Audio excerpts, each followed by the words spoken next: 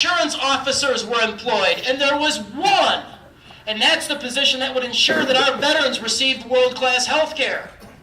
But we found millions spent on interior decorators, designers, and architects and gardeners, and that prompted United States Senator Tom Coburn to say, we need more doctors and nurses and less decorators and designers employed at the VA. Yeah. And over the next 45 days, 500,000 people came to OpenTheBooks.com, and they rendered 1.2 million searches for VA salaries and bonuses. Rush Limbaugh did a 5-minute segment on our work. ABC, NBC, CBS, and Fox News affiliates in 40% of the country ran our story on segments twice. We were lead editorial at Washington Examiner Investors Business Daily. We twice made with quotes, and our statistics cited USA Today, when the CBS Phoenix affiliate did the special Broken Promises. For 3 minutes, they talked about our data. The United States House of Representatives voted 435-0 to end the practice of VA bonuses. Secretary Shinseki resigned his position. That bonus from Sharon Hellman was rescinded to the extent that we played a small role in the national scandal. I am proud of our work. All right.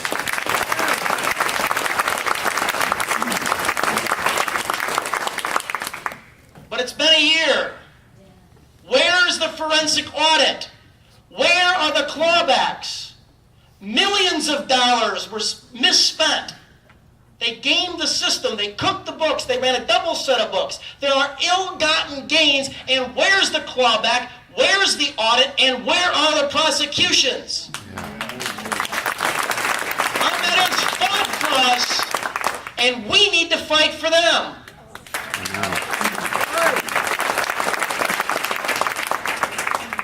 So we can't complain about Washington, D.C. I did an op-ed in the Wall Street Journal about 2 years ago, a year and a half ago now.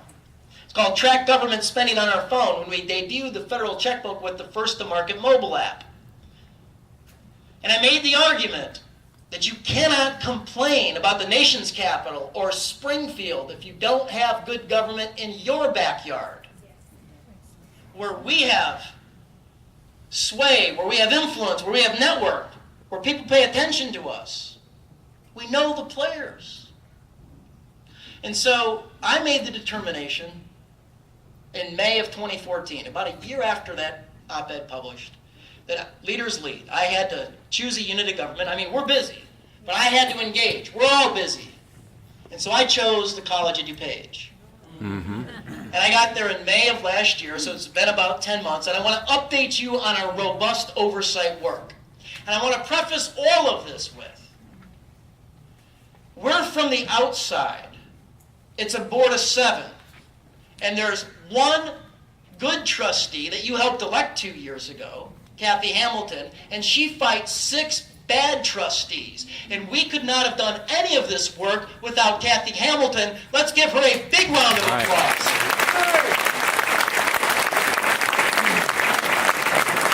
It's the tension between the inside and the outside that, as this story develops here today on an update, you'll see that's how you create real change. That's how you create real reform.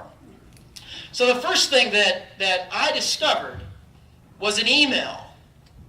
The President Robert Ritter, in an email to the Board of Trustees, wanted to procure a $20 million state grant by delivering, for a building that he admitted that he did not need, by delivering political support to incumbent Governor Pat Quinn to get his re-election, and we stopped payment. Yeah. So Quinn even called that extremely alarming.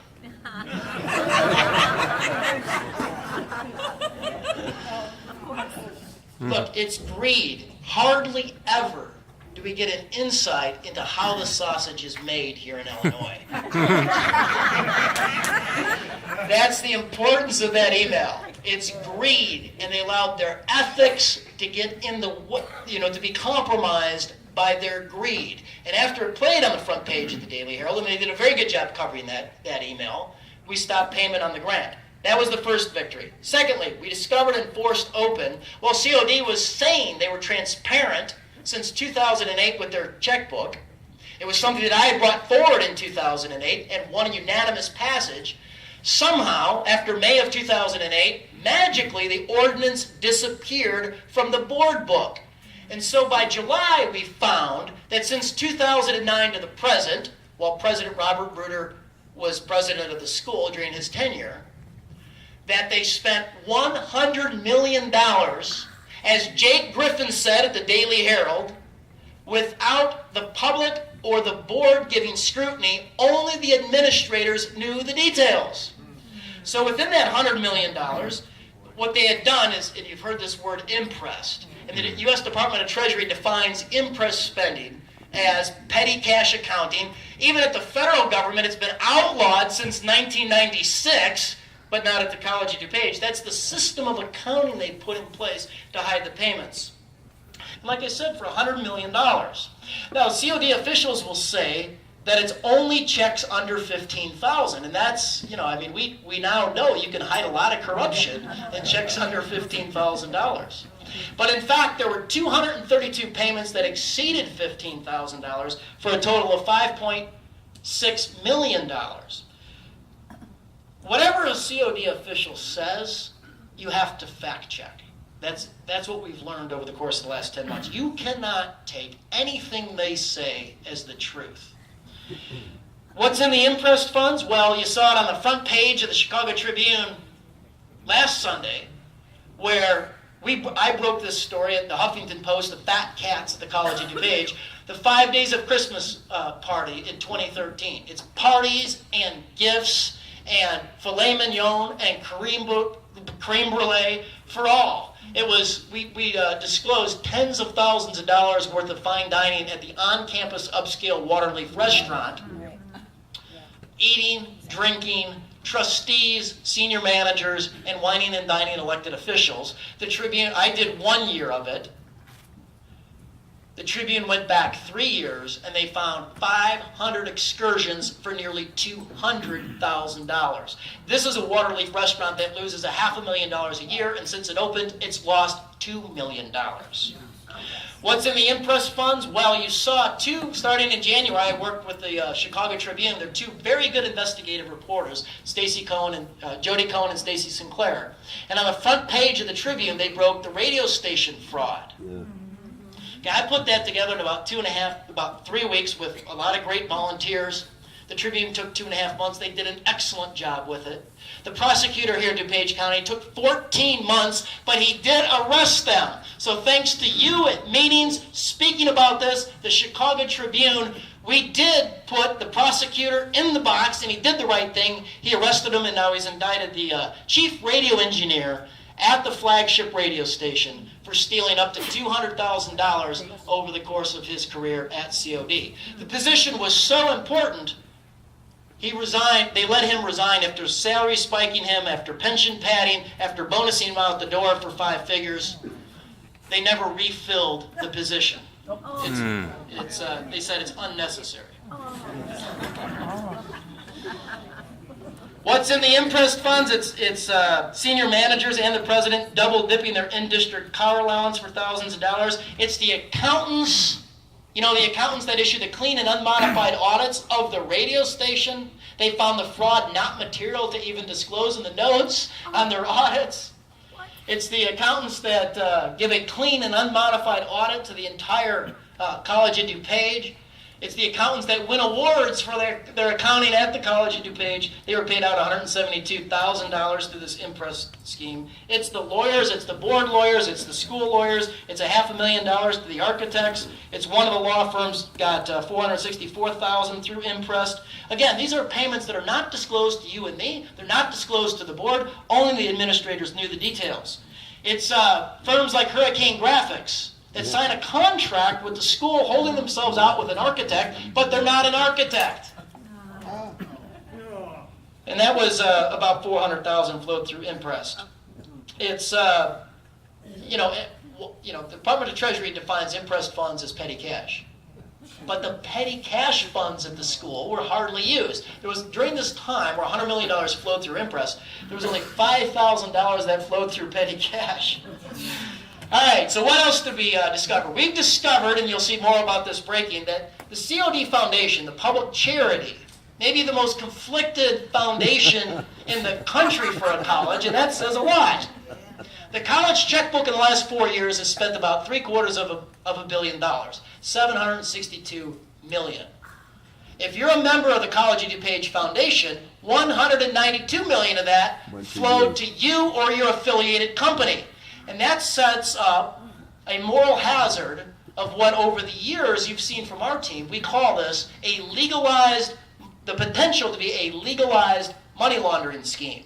It's all legal until a prosecutor says it isn't legal. But you can see that if you get a contract on a professional service basis, which is no bid, and maybe that contract, because it's no bid, has a little extra cushion in it. And so the implicit understanding is you gift a little bit of it back to the foundation, take a tax deduction. The foundation then helps the school. It pays for a lot of the expenses of the college president. And you can start to see very quickly where there's a complete circle and an unending loop to College of DuPage procurement, contracts, checkbook spending, and their foundation. Okay? So this, you're going to see a lot about this come out. We found that the school had spent, in the last 6 years, this is a stunning figure, $550 million on construction. And they spent that, they made the argument that in op-ed that Joe Collins, the senior vice president of the school, said, because of increasing enrollment. It's been up 5,000 students over the course of the past 6 years. Okay, we fact-checked it, and that's true.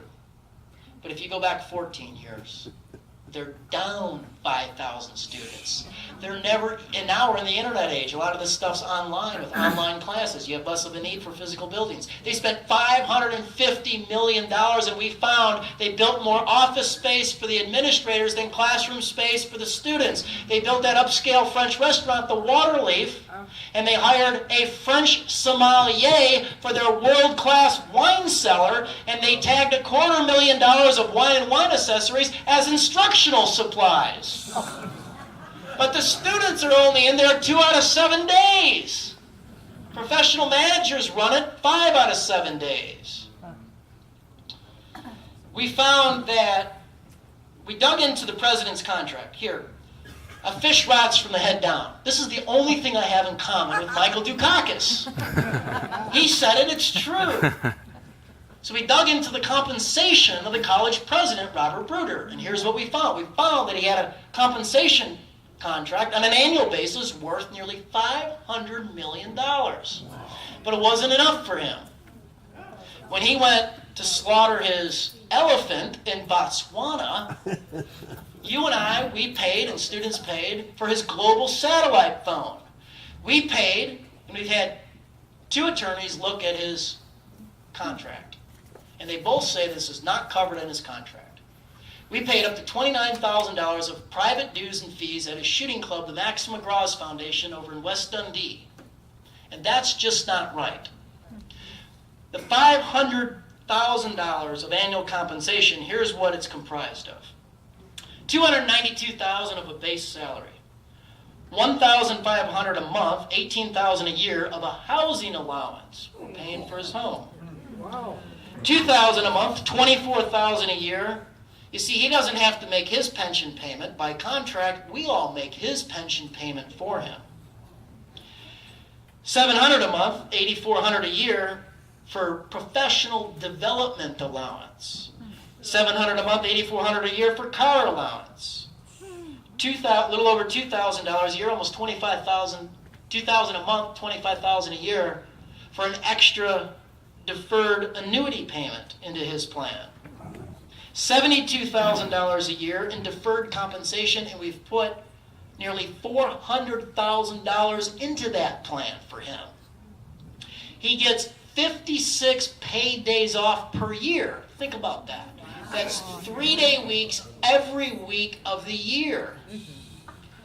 And if you want to fire him, in his contract, we think this is extra legal. It won't hold up in court, but he bashes the board with it all the time. In order to fire him, you need a 5/7 majority of the board. This guy gamed the system for personal gain. And then what happened?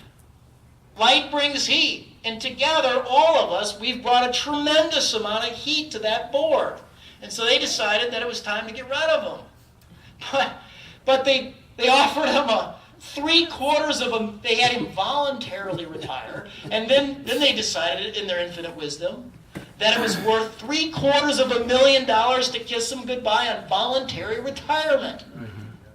And then we sued, because you're not serious in Illinois to clean this place up unless you're suing. Because they violated the Open Meetings Act when they conferred that bonus on him. We forced a revote. They wanted to stick all of us in a room with 30 people. And we won our restraining order with the very good judge right here in Wheaton, Bonnie Wheaton. And we got the room at 300, and nobody thought we could fill that room. Dr. Bruder said there was an over-under with the attorneys, and Dr. Bruder and our attorneys. And Bruder said they'll get 70.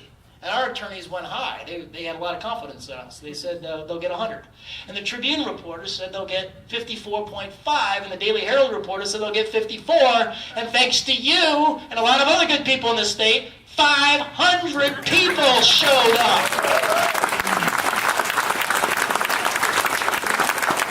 When we took every single editorial board, and for the first time, it's only the second time in the 140-year history of the Chicago Tribune, they called for the resignation of those 6 bad board members. Yes.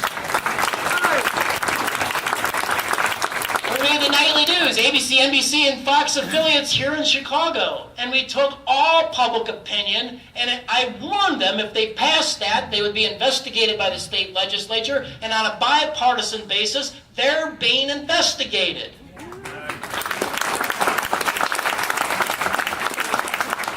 Now, why is this story so important? Because in the early days of this investigation, it was Carol Davis and Adam Andrzejewski and Denise Catoni and Kathy Hamilton and Jan Shaw, and there weren't a lot of other people at these meetings. And we took abuse, and we were called vicious and vile names, and it was printed on the 3rd largest paper on the front page, those names, without a rebuttal from us. But we stayed the course, and hard facts eventually influenced the entire political continuum, journalism, citizens, and politicians here in this corrupt state. It's so bad they had to eventually embrace our position. And we're not done. Just yesterday, on the front page of the Daily Herald, the Edgar County Watchdogs found that the bank, whose president is also the treasurer of the foundation, had received a sweetheart $1,500 a month 7-year deal to be the exclusive bank on campus, to be co-branded with the school. Cronyism. And they're not paying property taxes. Well, they hiked up property taxes by 59% since 2008. Their auxiliary businesses, none of them on the College of DuPage, none of them are paying property taxes right here in Milton Township. Throughout the entire investigation on oversight, they have gamed the system for personal gain. This oversight investigation is important because it's going on everywhere. Everywhere. It's going on in your school district. It's going on in your township, your municipality. You name your mosquito abatement district, okay? Illinois is a legalized money laundering scheme. But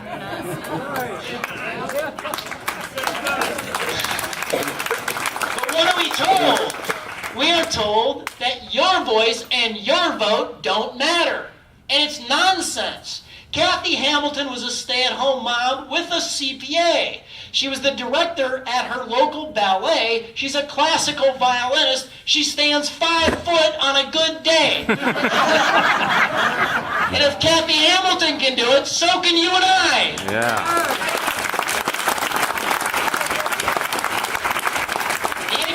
Watchdogs. You've met them. These are 2 regular guys, military veterans. But they've got one of the most effective watchdog models in the country. Over the course of the last 28 months, they have forced out 106 elected and public officials, and they were profiled 2 weeks ago on the front page of the Chicago Tribune. If they can do it, so can you and I. 2 years ago, I had to sue. I ran for governor on Every Dime Online in real time, specifically to the state's checkbook. And when the biggest name in the Republican Party, Judy Bartopeka, the comptroller, rejected our Freedom of Information Act request for just 1 year after Rahm Emanuel gave us 10 years out of the city of Chicago. I had to sue the two biggest names in both parties, and it took courage. Topinka as defended by Lisa Madigan. And the suit was very successful.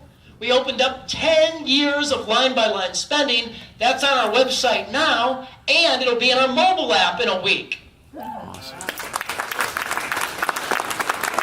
You can take on City Hall, and you can win. And this, as you know, was deeply instilled in me on my 2010 campaign for governor of Illinois. Not only did I meet the people of Illinois, that we are the repository of principles and values. We are the repository of freedom and liberty and constitutional values. But also one of the greatest champions of freedom and liberty in the 20th century. Flew into Chicago. Romney had to fly to Poland to get his endorsement. Lech Wałęsa flew into Chicago to endorse what we had created in our movement, in our campaign. And he told us the following story. And he said, in the early days of Solidarity, nobody gave them a chance to end communism on a peaceful basis. And he said the naysayers were correct. Because if you added up all the tanks, the machine guns, the planes, the bullets, the men and women of Solidarity, they did not have a chance. No chance. But he said the communists missed something extremely important. He said, they had stronger principles and they had stronger values. And they ended communism on a peaceful basis.